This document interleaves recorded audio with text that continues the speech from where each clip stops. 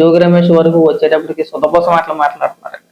అది కుటుంబ వ్యవహారం, వాళ్ళు వాళ్ళు తేల్చుకుంటారో, అది వాళ్ళకి వ్యక్తిగతం, అది మనకు సంబంధం ఏంటి, మీరు రాజకీయం ఎందుకు పొలుగుతున్నారని మాట్లాడుతున్నారు. కనీసం ఈ మాటలు మాట్లాడడానికన్నా వైసీపీ నాయకులకి కార్యకర్తలకి కాస్త సిగ్గుండాలి. ఒకసారి జోగి రమేష్ కోడలో కంప్లైంట్ లో ఏమేమి రాసుకొచ్చారండి, ఒకసారి చదివినిపిస్తాను చూడండి. జనసేన పార్టీ అఫీషియల్ పేజీలో కూడా వేశారు. ఇదేం దారుణం, జోగి రమేష్ గారి కోడలు మేఘనా గారు ఇచ్చిన ఫిర్యాదులో ఏమని రాసుకొచ్చిందంటే ఆవిడ చదివినిపిస్తా చూడండి. ఇంట్లో పూజలు చేసుకునేవాలేదు అంటే వీళ్ళు క్రైస్తవులు, ఎవరు జోగి రమేష్ వాళ్ళు క్రైస్తవులు. ఆ విషయం వీళ్ళకి చెప్పలేదు. ఎవరికి చెప్పలేదు? ఎవరైతే ఈ మేఘనా వీళ్ళు ఎవరైతే ఉన్నారో వాళ్ళ కుటుంబ సభ్యులకు కూడా తెలియదు. పెళ్లికి ముందు తెలియదు వీళ్ళు క్రైస్తవులు అని చెప్పేసి, పెళ్లికి ముందు తెలియదు. వీళ్ళు హిందువులుగా నమ్మించి, మేము హిందువులు అని చెప్పేసి నమ్మించి పెళ్లి చేసుకున్నారు. పెళ్లి చేసుకున్న తర్వాత రాను రాను రాను మెల్లిమెల్లిగా ఫోటోలు తీసేయడం, ఇంట్లో పూజలు గట్ట చేయకూడదమ్మా అని చెప్పేసి అనడం. సరే మీరు చేయకపోండి, మీరు క్రైస్తవులు కాబట్టి నేను ఎలాగ పైన చేసుకుంటానని చెప్తే, పైన పూజ చేసుకున్న సమయంలో ఖచ్చితంగా మనం పూజ చేసుకుంటే అగరత్తులు వెలిగిస్తాంగా, ఎవరి అభిప్రాయాలు వాళ్ళకు ఉంటాయి. అవి వెలిగించినప్పుడు జోగి రమేష్ వచ్చి ఇంట్లో శవం కాలిన వాసన వస్తుంది, అగరత్తులు వెలిగించడానికి వీల్లేదు అన్నాడంట. మరి ఇది దారుణమా కాదా? ఫస్ట్ చేసిన తప్పేంటి? క్రైస్తవులు అయ్యుండి హిందువులు అని చెప్పేసి నమ్మించి మోసం చేసి పెళ్లి చేసుకోవడం. రెండోది ఇదొక దారుణం. మూడోది, కుటుంబం అంతా క్రైస్తవ మతంలోకి మారినట్టు వివాహానికి ముందు చెప్పలేదు. ఈ విషయం నా తల్లిదండ్రులకు చెబితే యాక్సిడెంట్ రూపంలో చంపేస్తామని బెదిరించారు. అంటే వీళ్ళు క్రైస్తవ మతం, అంటే వీళ్ళు క్రైస్తవులకు మారారు, మనకి పెళ్లికి ముందు చెప్పలేదు, ఇలా మోసం చేసి పెళ్లి చేసుకున్నారని చెప్పేసి వాళ్ళ కుటుంబ సభ్యులకు చెబితే యాక్సిడెంట్ రూపంలో చంపేస్తానన్నారంట. అలాగే 2 సార్లు ప్రయత్నాలు కూడా చేశారంట. ఒకసారి గోవా తీసుకెళ్లి బోట్లోంచి కిందకి తోసేసే ప్రయత్నం చేశారంట. రెండోసారి ఇంట్లోనే తలగడతో నొక్కి చంపేసే ప్రయత్నం చేశారని చెప్పేసి ఆవిడ పోలీసులకు ఇచ్చిన ఫిర్యాదులో రాసుకుంటా వచ్చారు. మరి మాట్లాడాలి కదా మనం మహిళా పక్షపాతం కదా మనకి. ఎక్కడైనా ఏ మహిళ కానీ అన్యాయం జరిగితే మనం పరిగెత్తుకు వెళ్ళిపోతాం కదా.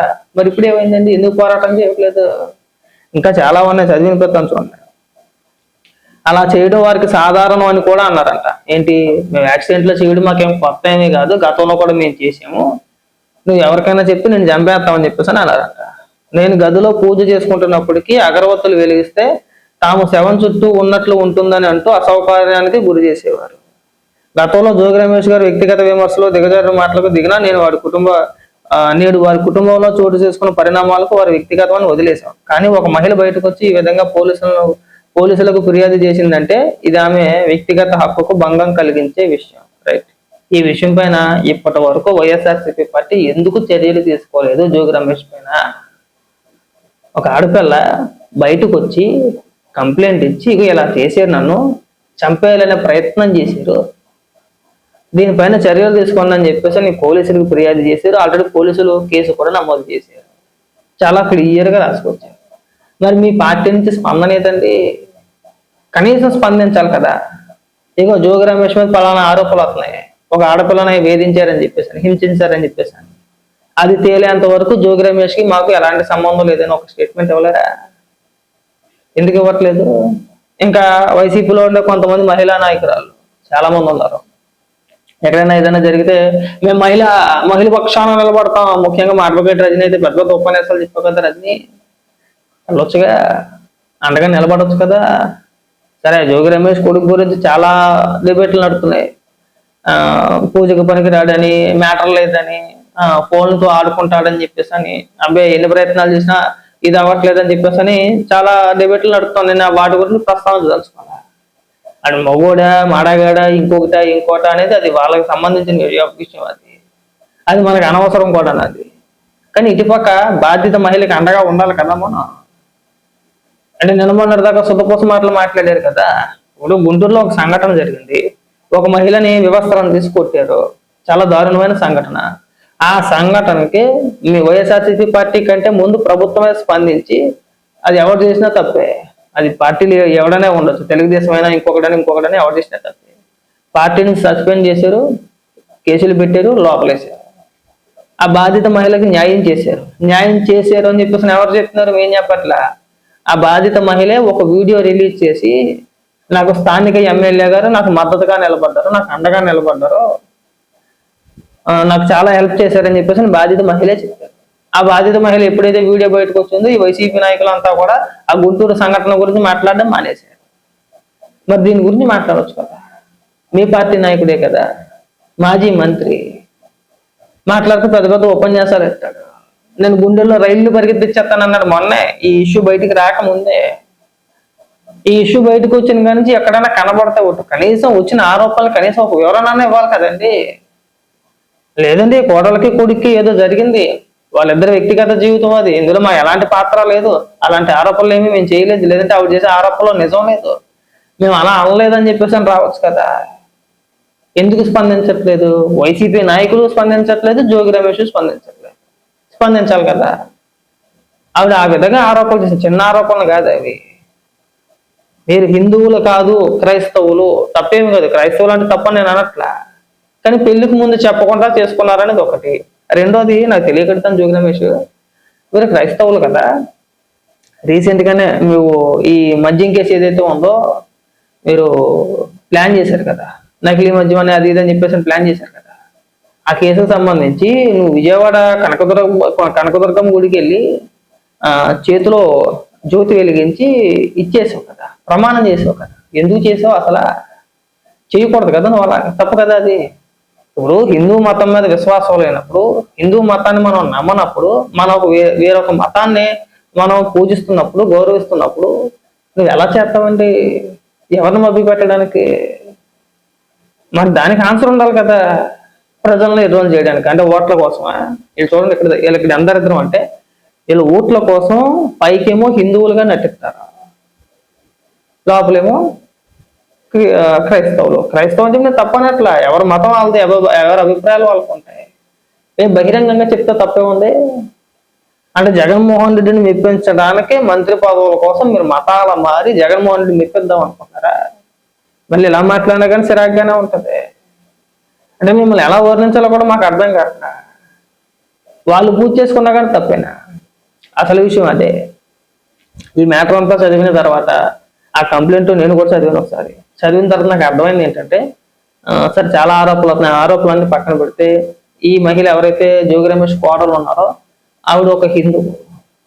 నాకు తెలిసి వీళ్ళు మతం మారమని చెప్పేసి బలవంతం చేసుకుంటారు. బలవంతం చేసినప్పుడు కానించే వారికి కుటుంబ పరంగా కావచ్చు, లేదంటే వ్యక్తిగతంగా కావచ్చు, వీళ్ళకి కలహాలు అక్కడే మొదలైనవి. మతం దగ్గర మొదలైందని చెప్పేసి నేను అనుకుంటున్నా. ఇంకొకటో చాలా సరే గొడవలు వచ్చిన తర్వాత, కంప్లైంట్లు ఇచ్చిన తర్వాత కొన్ని వాస్తవాలు ఉంటాయి, కొన్ని అవాస్తవాలు ఉంటాయి, అవన్నీ పక్కన పెట్టేసి ఈ అసలు కారణం అయితే ఇదే ఉండొచ్చు, మతం దగ్గరే వచ్చిందని నేను అనుకుంటున్నా. ఎక్కడి నుంచి ఎక్కడి వరకు తీసుకెళ్ళి చూడండి. అంటే రాజకీయ నాయకులకి కొద్ది పరిజ్ఞానం ఉంటుంది, ప్రజల్లో తిరుగుతూ ఉంటారు కదా, కొద్ది మెచ్యూరిటీ ఉంటుంది. దేవుళ్ళ పట్ల, కులాల పట్ల, అంటే మతాల పట్ల, కులాల పట్ల సమానంగా వ్యవహరించాలి, సమానంగా చూడగలగాలి. ఒకవేళ జోగి రమేష్కి అంత మెచ్యూరిటీ ఉంటే పోలేమ్మా, మా మతం మాది, నువ్వు నమ్మితే నమ్ముకో, నువ్వు చేసుకుంటే చేసుకో, పైన చేసుకో, మాకు ఎలాంటి అభ్యంతరం లేదంటే అక్కడతో అయిపోయేది.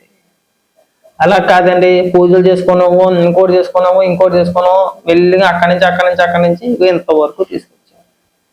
కనీసం ఇప్పటికైనా సరే వైఎస్ఆర్సీపీ పార్టీ స్పందించి దీనిపైన ఏం చర్యలు తీసుకుంటారో తీసుకుంటారు.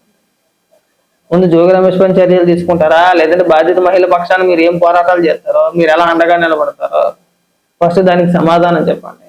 ఒకవేళ మీరు జోగి రమేష్ పైన ఎలాంటి చర్యలు తీసుకోకుండా, అతని పార్టీ నుంచి సస్పెండ్ చేయకుండా, రేపన్న రోజున మహిళల పక్షపాతండి, మేము మహిళలకి అండగా నిలబడతామండి, మహిళల తరపున మేము పోరాటాలు చేస్తామండి అని చెప్పేసి మాట్లాడారు అనుకోండి, జనాలు నవ్వుతారు, మామూలుగా నవ్వు. మీ చిల్లర వేషాలు చూసి అసహ్యించుకుంటారండి. ఎక్కడైనా స్పందించాలని చెప్పేసి అని కోరుకుంటున్నా.